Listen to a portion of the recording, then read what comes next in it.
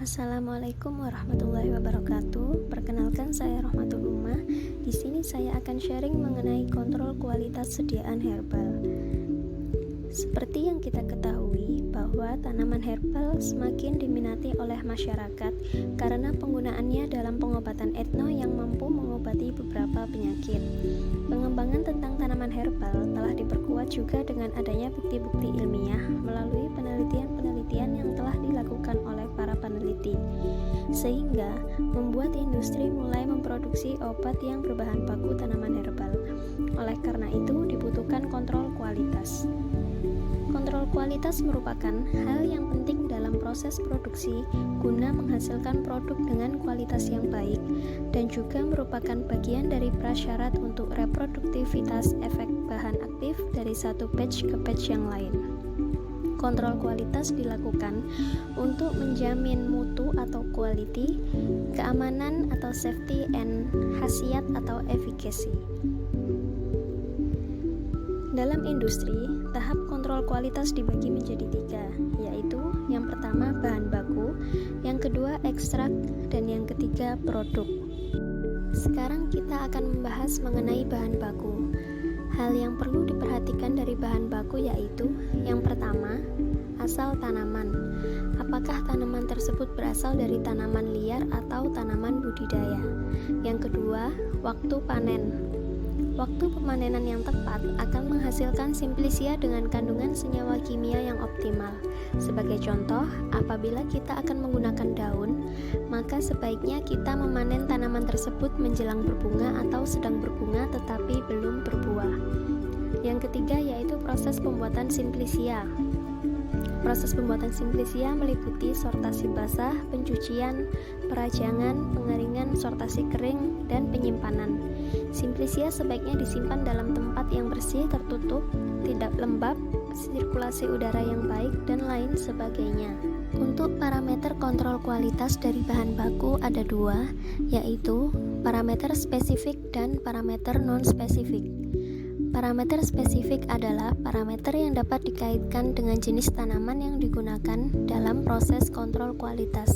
Sedangkan parameter non-spesifik adalah parameter yang dapat berlaku untuk semua jenis simplisia, tidak dikhususkan untuk simplisia tertentu. Terdapat beberapa aspek yang perlu diuji dari kedua parameter tersebut.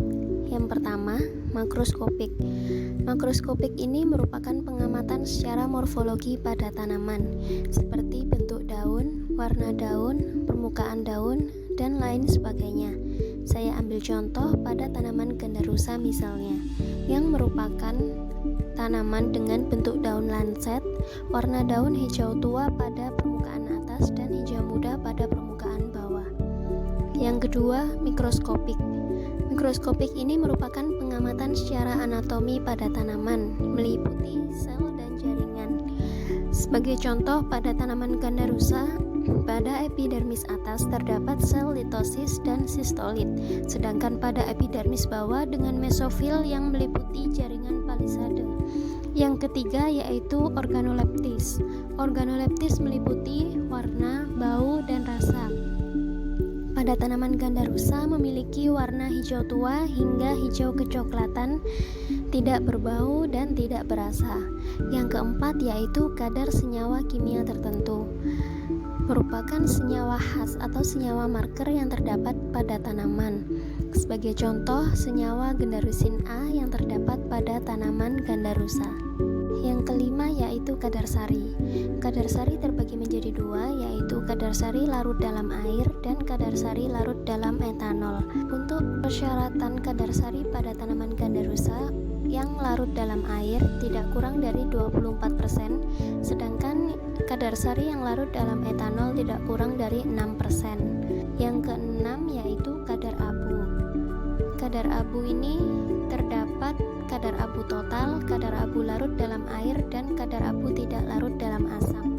Untuk syarat kadar abu total tidak lebih dari 8%, sedangkan untuk kadar abu larut dalam air tidak lebih dari 1%, dan kadar abu tidak larut dalam asam tidak kurang dari 1%.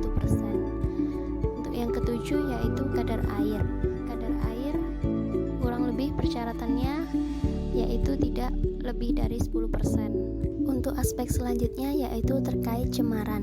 Cemaran di sini ada cemaran mikroba dan cemaran logam berat.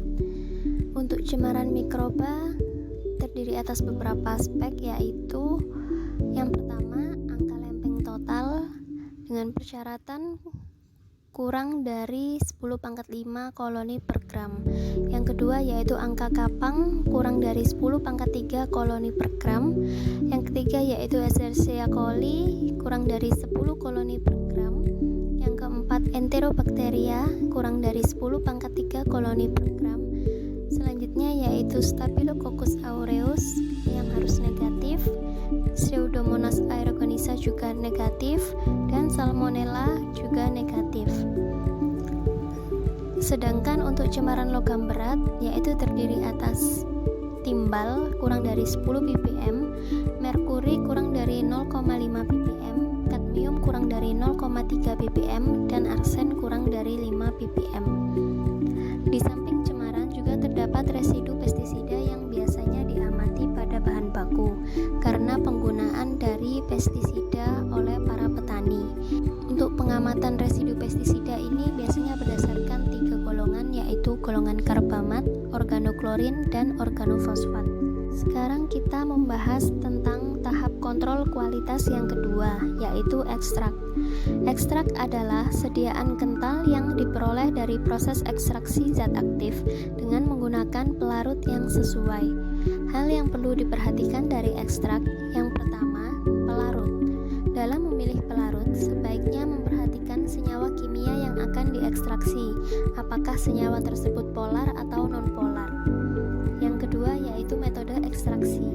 Banyak metode ekstraksi yang telah dikembangkan sehingga kita juga harus menyesuaikan metode tersebut apakah cocok dengan senyawa yang kita ekstraksi. Untuk parameter kontrol kualitas pada ekstrak kurang lebih sama dengan parameter kontrol kualitas pada bahan baku. Hanya saja beberapa aspek berbeda. Yang pertama yaitu organoleptis, yang kedua kadar senyawa kimia tertentu. Seperti pada bahan baku tadi, apabila di bahan baku terdapat gendarusin A, maka pada ekstrak juga harus mengandung senyawa gendarusin A. Yang ketiga yaitu kadar sari, yang keempat kadar abu, yang kelima kadar air, yang keenam cemaran mikroba, dan yang ketujuh logam berat. Parameter-parameter tersebut persyaratannya sama seperti pada bahan baku. Sedangkan yang terakhir yaitu terdapat perbedaan di sini adalah residu pelarut. Karena pada proses ekstraksi menggunakan pelarut sehingga kita perlu menguji residu pelarutnya. Tahap kontrol kualitas yang terakhir yaitu produk. Produk ini dapat berupa kapsul, tablet, dan lain sebagainya. Di sini saya ambil contoh untuk kapsul. Untuk parameter kontrol kualitas kapsul yaitu yang pertama, keseragaman bobot. Dari 20 kapsul, tidak lebih dari 2 kapsul yang masing-masing bobot isinya menyimpang dari bobot isi rata-rata lebih dari 10%, dan tidak satupun kapsul yang bobot isinya menyimpang dari bobot isi rata-rata lebih dari 20%. Yang kedua yaitu waktu hancur yang harus kurang dari 30 menit. Yang ketiga yaitu kadar senyawa kimia tertentu. Yang keempat yaitu kadar air kurang dari 10%. Yang kelima cemaran mikroba. Yang keenam cemaran logam berat. Dan yang terakhir yaitu uji stabilitas. Uji stabilitas ini dilakukan pada suhu 30 derajat Celcius dan kelembapan 75% yang dilakukan pada interval waktu antara 0, 3, 6, 9, 12 bulan dan seterusnya sampai kadaluarsa.